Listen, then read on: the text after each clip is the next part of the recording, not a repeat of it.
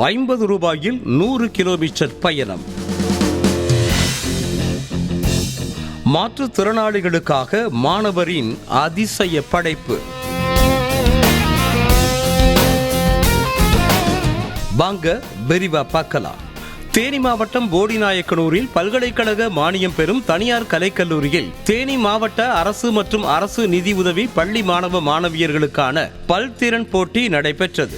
இந்த போட்டியில் 30க்கும் மேற்பட்ட பள்ளிகளில் இருந்து 400க்கும் மேற்பட்ட மாணவ மாணவியர்கள் பங்கேற்றனர்.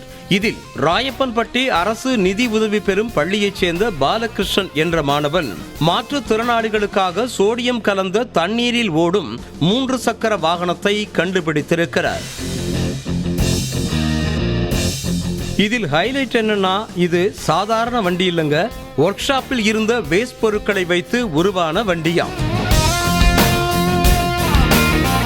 ராயப்பன்பட்டியில் ஒர்க் ஷாப் வைத்திருக்கும் சின்னசாமி என்பவரது மகனான பாலகிருஷ்ணன் என்ற மாணவர் கொரோனா கால விடுமுறை நாட்களில் தனது தந்தைக்கு உதவியாக ஒர்க் ஷாப்பில் பணியாற்றி வந்திருக்கிறார்.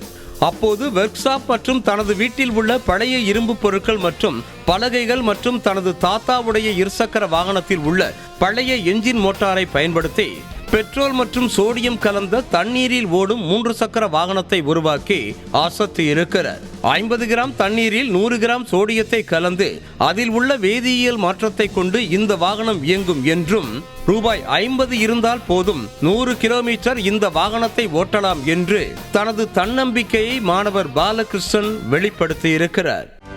செய்திகளை உடனுக்குடனும் துல்லியமாகவும் தெரிந்து கொள்ள சப்ஸ்கிரைப் பண்ணுங்க.